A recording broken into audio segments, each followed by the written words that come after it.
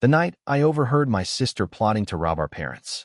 Before we begin the story, make sure to subscribe to our channel and never miss more incredible stories every day.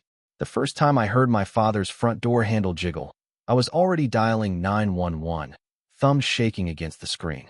The Ring camera on my parents' porch had pinged my phone at 2:11 a.m. Even though I was 2 miles away in my apartment, still in my dispatcher uniform because my shift had ended late. The notification said, "Motion detected." The clip showed a hooded shape leaning into the door like it owned the place. I'm Frank, 29, the kid who answers other people's emergencies for a living and then goes home to cold leftovers. My sister Claire, 32, bright smile, sharp tongue, always joked my job was a glorified human GPS. My parents didn't get it either. They loved me, sure, but they didn't brag about me the way they bragged about Claire's big ideas, even when those ideas never lasted. The worst part wasn't the hood. It was the timing. I'd spent 7 days swallowing a secret that made my stomach feel like it was full of nails. If I was wrong, I'd destroy my family with paranoia. If I was right, and I did nothing, my parents would wake up to an empty house and a lifetime of distrust. A week earlier, at my parents' place after Sunday dinner, I'd crashed on the spare bed because my shift started at 4 a.m. I woke to footsteps in the hallway and Claire's voice leaking through the thin wall. Speakerphone on, volume low, but not low enough. "This Sunday," she'd whispered. "After church. They'll be tired. Ray says the lockbox is in the closet, top shelf." Then a man I didn't recognize laughed once, short and mean.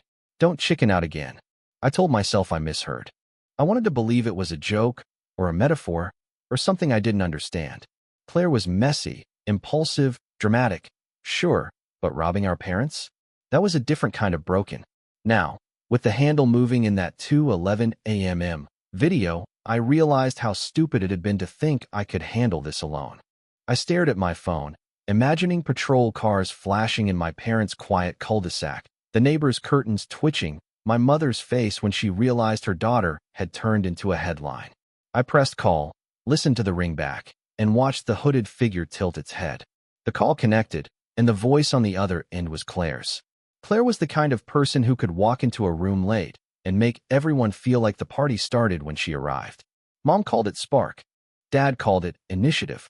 When we were kids in the suburbs near Dayton, I was the one who did chores without being asked.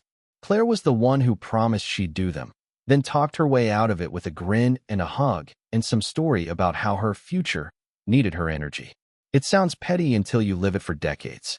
At 14, I learned to keep score quietly. Claire got a used car to get to college, even though she switched majors 3 times and never finished.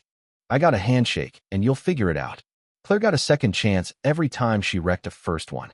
I got praised for being steady, code for don't expect much. The thing is, I loved her anyway. She was my sister. She taught me how to roll coins, how to bluff at board games, how to laugh when Dad got grumpy. Even as adults, she could make me forget she'd borrowed money and forgotten to pay it back. She'd show up with fancy coffee and a new plan, real estate, online boutiques, a skincare brand. Mom would light up like it was Christmas morning. But in the last month, her sparkle started looking like panic. She'd call at weird hours, voice too bright. "Frankie, you busy? Quick question." Quick questions became long stories with missing pieces. She asked what time Dad usually went to bed. She asked if Mom still kept that little metal box from Grandma. When I said I didn't know, she laughed too hard. "Relax. I'm just curious." 2 weeks before the night I overheard her, I stopped by my parents' house to drop off a birthday card. Claire's car was in the driveway, engine running. She wasn't leaving. She was sitting there, staring at her phone like it might explode. When she saw me, she slammed the screen down and pasted on that smile. "Hey," I said, nodding at the running car. "You okay?" "Never better," she chirped. "Just warming it up." In July, inside, Mom was at the kitchen table with her checkbook out, and I caught the edge of something I'd never seen her hold before, a printed email labeled in bold, all caps, like someone was shouting through paper. The subject line read, "Final notice, intent TOSUE." The night I overheard it, I wasn't spying. I was half asleep on the spare bed at my parents' house, grabbing a few hours before my early shift. Mom had insisted I stay over because the highway's iced up and you'll be safer here. Dad had done his routine. Lock the doors, check the windows, and kill the hallway lamp with a sigh like the world owed him quiet. Around 12:47 a.m., I woke to light under the door and the soft creak of the hallway floorboard near the linen closet. At first I thought it was Dad getting water. Then I heard Claire's laugh, small, controlled, like she was holding it in with both hands. Her voice came through the wall, and so did someone else's, tinny and distant, like a speakerphone turned down. A man, not Uncle Ray. Younger. Impatient. I couldn't make out every word, but the ones I caught hit like cold coins. 2:15, Claire said. Not earlier. Dad wakes easy. You said they're out by 10, the man replied. They are, she hissed. But Mom checks the alarm. Give it time. Alarm? Give it time? I sat up, heart pounding, and pressed my ear to the wall like a kid listening for gossip. Except this sounded like my parents were being scheduled. Then came the detail I couldn't shake, because it sounded too specific to be a joke. Closet, Claire whispered. Top shelf, behind the quilts. Metal box. Dad's got some simple code. My stomach flipped. I pulled back like the wall burned me. My brain scrambled for alternate meanings. A surprise, a prank, anything. But the man's next line killed every excuse. After you get it, straight to Maple Storage, he said. Unit 14. No mistakes. Claire exhaled, shaky. I know. Just don't scare them. There was a pause so long I could hear the refrigerator hum. Then he said, if your brother wakes up, keep him busy, because I'm not leaving empty-handed. I lay back down, staring at the ceiling, telling myself I'd imagined the worst parts. The next morning, Claire acted normal. Kissed Mom's cheek, teased Dad about his socks, and winked at me like we shared some harmless secret. But at 1:03 p.m., my phone buzzed with a text from Claire. You working Sunday night? I didn't answer Claire's text right away. I stared at it until my screen dimmed, then lit again, like it was breathing. My schedule was public knowledge in the family. Frank's always on nights, but the way she asked felt like she was checking a lock, not making conversation. I went to my parents' house the next evening under a normal excuse, dropping off Dad's blood pressure refill from the pharmacy. Mom met me at the door with flour on her hands, talking about a pie like nothing in the world could go wrong. Claire's car wasn't there. Dad was in the den, TV loud, pretending he couldn't hear Mom's questions about money. While Mom washed dishes, I offered to carry laundry upstairs. Halfway up, my foot hit something on the step. A small key ring with a plastic tag that read Maple Storage in block letters. Under it, in Sharpie, was 14. My throat went dry. It wasn't Dad's. It wasn't Mom's. It sure wasn't mine. I stood there holding that tag like it might bite me, listening to the house breathe. I wanted to run downstairs and shove it in Claire's face, but she wasn't even there. So I did the cowardly thing. I slipped it into my pocket and told myself it was temporary, just until I understood. An hour later, Mom asked me to look at her laptop because her emails keep disappearing. She clicked into a folder labeled trash and frowned. I didn't delete these. I didn't either. There were 3 messages from an address I didn't recognize, all from the same day.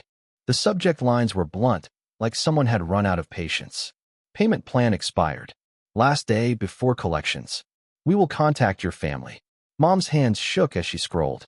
I think these are for Claire, she whispered, like saying it louder would make it real.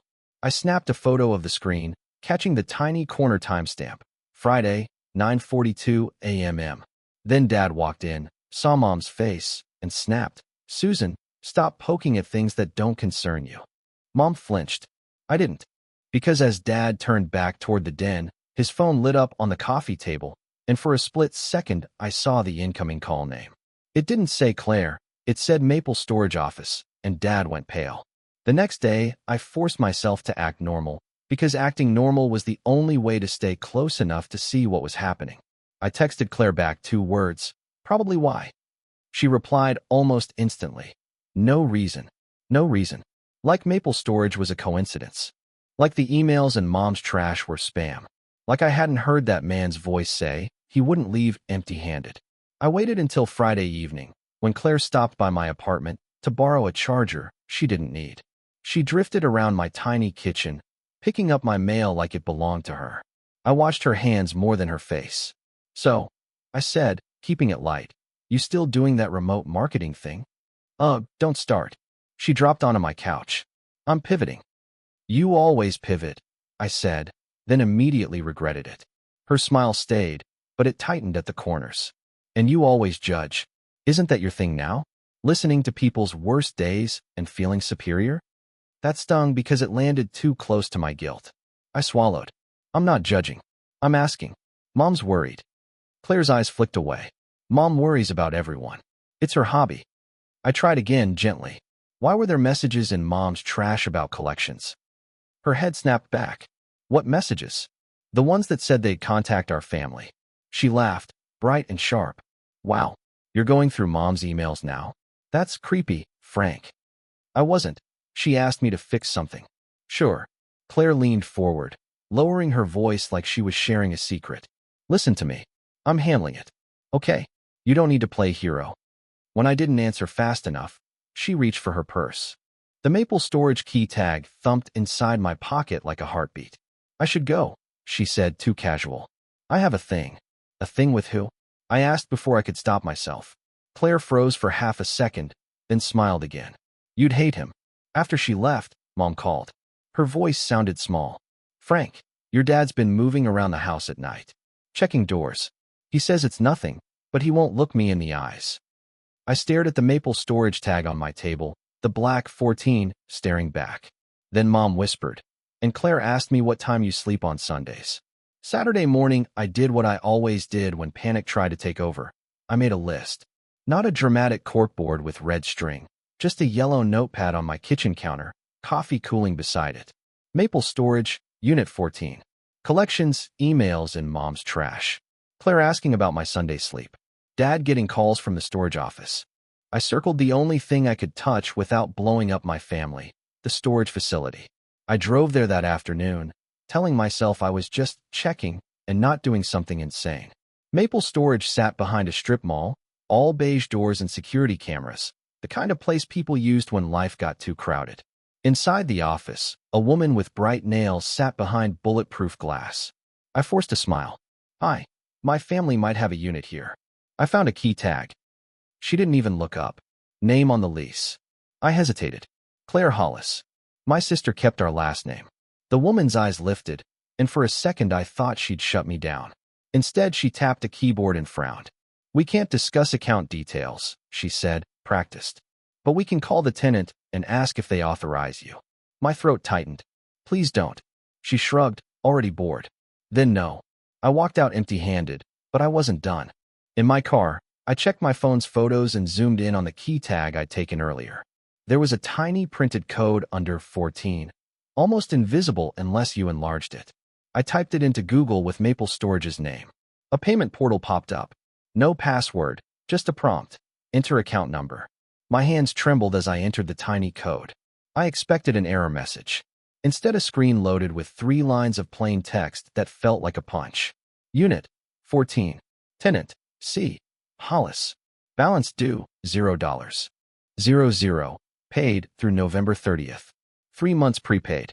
On my drive home, I stopped at a bank ATM, not to withdraw, but to watch. Claire's plan had a rhythm. Calls, emails, storage. Money had to be moving somewhere. I sat in my car across the street and watched people slide cards in and out like it meant nothing. Then, at 4:18 p.m., Claire's car pulled into the lot like she'd been expected. I told myself not to follow her. Following your sister in your own city feels like crossing a line you can't uncross. But my parents' porch clip kept replaying in my head, and my job had trained me to trust patterns, not wishes. Claire parked 2 spaces from the ATM, pulled her hood up like it was raining, and walked inside. Through the glass, I watched her shoulders tense as she typed. She wasn't withdrawing gas money. She stayed there long enough for 2 transactions. When she stepped out, she didn't look relieved. She looked hunted. She slid into her car and sat with both hands on the wheel, breathing like she'd just sprinted. Then she drove to the far end of the lot and waited. I waited too, low in my seat, praying nobody noticed the dumb guy with binoculars in his own car. A gray sedan rolled in at 4:26 p.m. It didn't park near the doors. It parked near the dumpsters, where the security camera angles were worst. The driver stayed inside until Claire got out. When she did, she didn't wave. She didn't smile. She walked over like she was reporting for duty. I cracked my window and killed my engine. Voices carried in thin slices. You got it, a man asked. Claire's laugh was brittle. I got what I could. You said you had access, he snapped. I do, she hissed back. Just not the way you think. He stepped out then, mid-30s, shaved head, work boots, the kind of posture that made space around him. Claire handed him something small that disappeared into his fist. Cash. Maybe a key.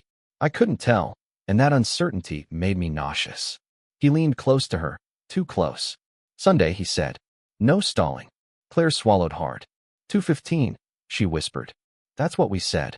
The man's jaw worked like he was chewing anger. If you mess this up, Claire, you don't get to crawl back to me. She flinched at the word crawl.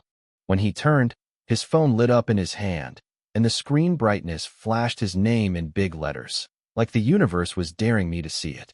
I snapped a photo through my windshield, blurry but readable. On the contact card, it said, Darren K. All the way home, my brain tried to negotiate with reality. Darren K. could be a coworker, a boyfriend, a bad influence, but not a criminal. Yet the words I'd heard, 2:15, closet, metal box, kept lining up like teeth. That night I called Uncle Ray. He wasn't my dad's brother by blood. He was my mom's cousin, the kind of family member who fixed leaky sinks and didn't ask for praise. If anyone knew where my parents kept things, it was Ray. Frank. He answered on the second ring, voice low. You sound like you're in trouble.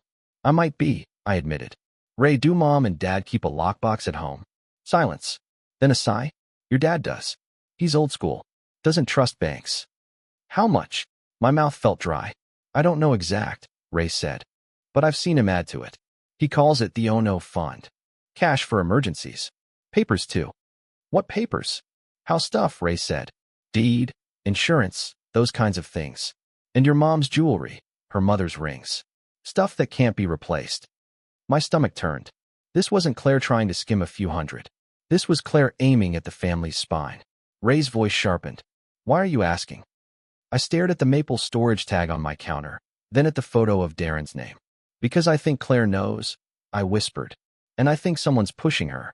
Ray swore under his breath. Your sister's a mess, but she's not a monster. I want to believe that, I said. But I heard her. I watched her meet a guy. She said 2:15. Ray went quiet long enough that I started to panic. Then he said, listen, don't do something reckless. You warn your parents. They'll confront her, she'll bolt, and whoever that guy is will come anyway. So what do? I asked, hating how small my voice sounded. Ray's answer was calm and awful. You collect proof, and you make sure nobody gets hurt. I opened mom's contact and hovered over call. If I told her, she'd cry and still invite Claire for dinner. If I told dad, he'd explode and pretend it was fine the next day. If I did nothing, 2:15 would arrive like a punch. I set my phone down and made a new list, this time in ink. At the top, I wrote, Stop Sunday night. Then a new notification lit up my screen. Maple Storage, payment receipt emailed. The Maple Storage email wasn't dramatic. No skull emojis, no threats, just a clean PDF attached to a bland message, receipt for payment. The kind of normal document that makes abnormal things feel real. I opened it with my heart hammering. Date, Thursday, 5:12 p.m. Amount, $327.60. Description, 3 months rent plus admin. Tenant, C. Hollis. Payment method, debit, last 4/88/41. It even listed the unit number in the corner like a quiet confession, 14. I forwarded it to myself again, then saved it to a folder I labeled Work Forms, because hiding in plain sight is a skill you pick up when you sit in a room of screens all night. Then I called Ray back and read him the details. Okay, he said, voice steady. That's proof she's tied to the unit. Not proof she'll rob your parents. I have that too, I said, and hated how my voice cracked. I heard her. Hearing isn't enough, Ray warned. Families implode over I heard. So I laid out the choices like they were on my dispatcher console. Option 1, confront Claire. If she admitted it, maybe I could talk her down. If she denied it, she'd warn Darren and change the plan. Option 2, warn my parents. Mom would cry and still invite Claire for pie. Dad would rage, then refuse to lock the box because this is my house. Either way, Darren wouldn't vanish. Option 3, set a controlled intervention, Something that kept my parents safe and forced Claire to face consequences without letting Darren get close. Ray didn't tell me what to do. He just said, think about who you're protecting first. I stared at the notes on my counter, at the times and amounts and names, and realized I wasn't just protecting my parents. I was protecting the version of Claire I still wanted to exist. So I chose option 3. Ray and I agreed on one rule. No hero moves. No surprises that could get someone hurt. We'd keep it quiet, keep it legal, and get undeniable proof before anyone started shouting. If it went sideways, we'd call police and step back. I exhaled, feeling sick, and finally texted Claire again. Why'd you ask about Sunday night? Her reply came fast, like she'd been waiting with her phone in hand. Because you better not be at the house tonight, Frank. Her text hit me like a shove. Don't be at the house tonight. Not don't come over. Not plans changed. A warning, like she was trying to keep me from being a witness or an obstacle. I called Ray. It's happening, I said.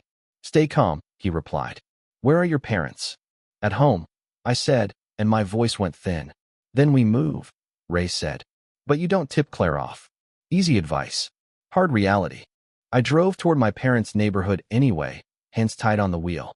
Halfway there, my phone rang. Claire. Of course. I answered with a fake yawn. Hey.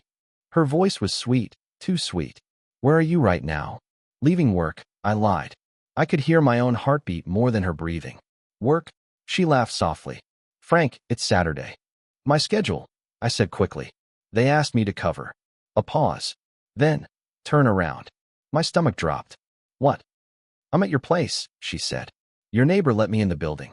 I just want to talk. I wanted to throw my phone out the window. Instead, I forced my voice steady. I'm not home. I know. Her tone changed, just a degree colder. So why is your car parked across from the bank on Linden? The breath left my lungs. She'd seen me. Or Darren had. Either way, the net tightened. I wasn't, I said weakly. Don't, Claire snapped, then caught herself and softened again like a switch flipped. Frankie, please. Don't make this worse. By the time I pulled into my apartment lot, she was sitting on my front step, arms wrapped around herself like she was the victim of the weather. When I climbed the stairs, she stood fast, eyes searching my face. You're shaking, she said. Are you sick? I'm tired, I muttered, digging for my keys. Inside, she wandered straight to my counter, where my notepad sat. I'd shoved it under a grocery flyer, but the corner of my inked words peeked out. Her fingers hovered like she was about to lift it. I stepped between her and the counter. Claire, why shouldn't I be at Mom and Dad's tonight? Her eyes flicked up, sharp. Because I said so. Then her gaze dropped past my shoulder to the table, to the maple storage tag I'd forgotten to hide. And she smiled like she'd just found a knife. I moved fast. The way you do when you've finally accepted the emergency is real. When Claire saw the maple storage tag, I scooped it up with a laugh that sounded wrong even to me. Relax, I said. It's mine. Her eyebrows lifted. Since when do you need storage? Since I got tired of tripping over my winter stuff. I lied, piling words on top of words. Ray helped me move some boxes. You know Ray, always rescuing everyone. Claire watched me like she was weighing whether to believe me or punish me. Then she shrugged. Too casual. Cute. Maybe you're not as boring as I thought. She left 10 minutes later, but her perfume lingered like a warning. The second my door clicked shut, I called Ray and told him what happened. She saw the tag, he said. Yeah, I whispered. She's close. She knows I know. Ray was quiet for a beat. Then we don't have until Sunday. We have hours. We made a plan in plain language, like adults who didn't want to romanticize any of this. Step 1. Get my parents somewhere safe without saying, your daughter is planning to rob you. Because that would spark a confrontation we couldn't control. Step 2. Keep the house monitored. Step 3. Gather proof that held up when emotions tried to rewrite reality.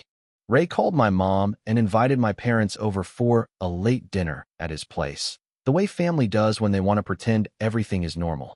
I drove to my parents' house with a bag of groceries as my excuse, heart pounding. Dad was in the den again, TV loud. Mom looked tired around the eyes, like she'd been carrying something heavy for too long. When I said Ray wanted them to come over, Mom smiled with relief. Dad grunted, like being cared about annoyed him. While Mom packed a dish, I pulled Dad aside. Before we go, I said, keeping my voice low, can we check the doors? Just for me. Dad's jaw tightened. You think I don't know how to lock my own house? I didn't say that. He stared at me, the stubborn pride I'd grown up with burning in his face. Then he muttered, "Fine," and stomped toward the hall closet.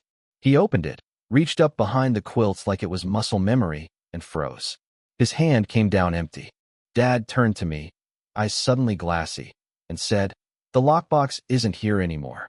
Ray's house smelled like garlic and simmering sauce. Mom hovered in Ray's kitchen, trying to be helpful with trembling hands. Dad sat stiff at the dining table, eyes fixed on nothing, like the missing lockbox had pulled the floor out from under him. I couldn't keep pretending, not with the closet shelf empty in my head. "Dad," I said, voice low, "where did you put it?" He swallowed. "Somewhere safe." "Where?" Ray asked from the doorway, calm but dangerous.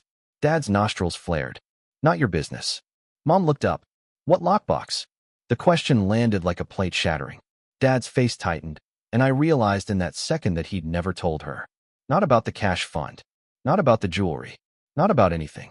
Mom's trust was something he spent without asking. I pulled out my phone. My hands shook as I braced my wrists on the table. "Mom," I said, "before anyone lies, just listen." I played the clip from my dashcam audio, the one I didn't even know had recorded sound until I checked it after Saturday. You could hear traffic, a car door, then Darren's voice. "Sunday. No stalling." And Claire's whisper, clear as glass. 2:15. Mom's mouth fell open. That's Claire." Dad's chair scraped back. "Turn it off." I didn't. I opened the Maple storage receipt and slid my phone across the table. "Unit 14, I said. "Paid through November. In Claire's name." Ray leaned in, eyes narrowing. "Your lockbox is in that unit, isn't it?" Dad's silence answered louder than words. Mom made a sound I'd never heard from her, half sob, half laugh, like her heart didn't know which way to break. "Peter, you moved it, and you didn't tell me?" Dad exploded. "Because you talk. You tell Claire everything, and she can't keep her life together." The front door opened then. A familiar laugh floated in, bright and forced. "Wow," Claire called, stepping into the hall. "Family dinner without me?" She froze when she saw our faces and my phone on the table like a weapon. "What did you do?" she asked, eyes flicking between us. I met her stare and said, "I know about Darren, and I know about Unit 14. Claire's smile cracked, and for a second, she looked like a cornered kid. Then she whispered, "You're too late. Darren already took the box." For a second, nobody moved. Claire's confession hung in the air, thick and unreal. Mom stared at her as if she'd never seen her daughter before. Dad's hands shook on the chair back, rage and shame fighting for control. "Where?" Dad demanded, voice cracking. "Where is it?" Claire's eyes darted to the door. I don't know where he put it," she said, and the lie came out too smooth. "He said he'd hold it until I fixed things." Ray stepped between Dad and Claire before Dad did something that couldn't be undone. "Frank," he said quietly, "keys." I grabbed mine, and we were out the door with Mom trailing behind, crying into her sleeve. Claire didn't follow. She stayed in Ray's hallway, frozen like she hoped denial could be a shield. Maple storage was 10 minutes away, and it felt like an hour. The office lights were on, but the place was mostly quiet, rows of beige doors under harsh security lamps. A manager met us at the gate, irritated until Dad said, "My house deed is in there," and Mom said, "My mother's rings," and then his face changed. He pulled up logs on his screen. "Unit 14, he read. "Gate entry at 1:58 a.m. Tenant code used. Door sensor at 2:06. Out at 2:22. Dad made a strangled sound. Mom sank onto a plastic chair like her bones forgot how to hold her. The manager showed us hallway footage. A hoodie, a hurried posture, a duffel that looked heavy on one shoulder. No clear face. Just movement and a timestamp that matched my nightmares. We opened the unit with the manager watching. The door rolled up with a metallic screech, and my stomach dropped. The space was almost empty, just a few bins and a strip of dust where something heavy had been. Dad's lockbox was gone. The police arrived, took our statements, and asked questions that made Mom flinch. "Does your daughter have access? Any known associates?" Dad stared straight ahead, jaw clenched, while Mom answered in whispers like she was confessing a sin. When we got back to Ray's, Claire was gone. Her phone went straight to voicemail. She'd left behind only her jacket and a crumpled receipt from a pawn shop dated that morning. My phone rang, and Darren's number filled the screen like a verdict. The days after felt like living inside a bruise. My parents didn't sleep. I didn't either. At work, I took calls from strangers sobbing about stolen wallets and kept thinking, this wasn't supposed to be us. Ray became the glue. He called a locksmith before sunrise and stayed while every lock on my parents' doors was changed. He helped Mom make boring, necessary lists, freeze credit, replace IDs, request a copy of the deed from the county. Dad hated every step because each one admitted vulnerability. The police kept it simple. Cooperate, document everything, don't confront Darren ourselves. They took my dashcam audio, the storage receipt, and the pawn shop slip. I printed copies, stapled them like neat paper could hold a shattered home together. Claire resurfaced on Tuesday night, not at my parents' house, but at my apartment. She looked smaller than I remembered, hair unwashed, mascara smeared like she'd cried until her face gave up. When I opened the door, she flinched. I didn't want this, she whispered. Frank, I swear. I stepped into the hall and pulled the door closed behind me. Then tell the truth, I said. All of it. Claire's hands shook. I owe money. A lot.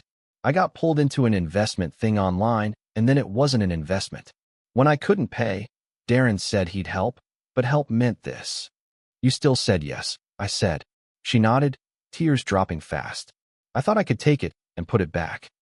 You planned to rob Mom and Dad, I said. She made a sound like pain. I planned to steal from a box.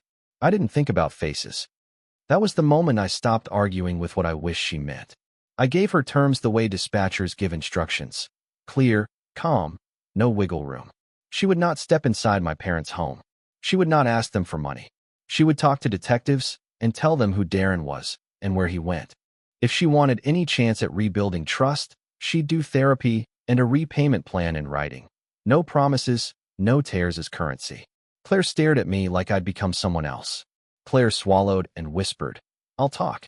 If you promise me one thing first. Promise you'll be there, Claire said. When I talk to them. When I tell Mom. I can't do it alone. I didn't promise forgiveness. I promised presence. I'll be there, I said. But you're telling the whole truth. 2 days later, Claire sat in a sterile interview room with a detective, Ray on one side of her and me on the other. She handed over what she'd been hiding. Darren's full name, the car, the places he hung around, the messages he'd sent when she hesitated. The detective didn't gasp or comfort her. He documented. That was the first time I saw Claire understand that consequences don't care why you were scared. My parents didn't take it like a movie either. Mom cried, then went eerily quiet, like her feelings had locked themselves in a safer room. Dad raged, then admitted his secrecy helped set the stage. I thought I was protecting us, he told Mom, voice rough. I was really protecting my pride. Watching him say that felt like watching a wall crack. A week later, police recovered some of Mom's jewelry from a pawn shop across town. The cash was gone. The documents were replaceable, but the sense of safety wasn't. Mom kept asking, how did I not see this coming? I wanted to tell her she did. Love just makes you second-guess your gut. We rebuilt in boring ways. New locks. New routines. Dad finally put their finances on the table where Mom could see them. Ray made us sign a boundary plan in writing. Claire could visit only with supervision, no money requests, no emergencies that were really guilt traps. Claire started counseling and took a second job that wasn't glamorous, but it was honest. And me? I stopped being the quiet one who carries everyone else's panic. I learned that love without boundaries is just another kind of denial. I learned that protecting your parents doesn't mean you hate your sibling. It means you refuse to let desperation turn into damage.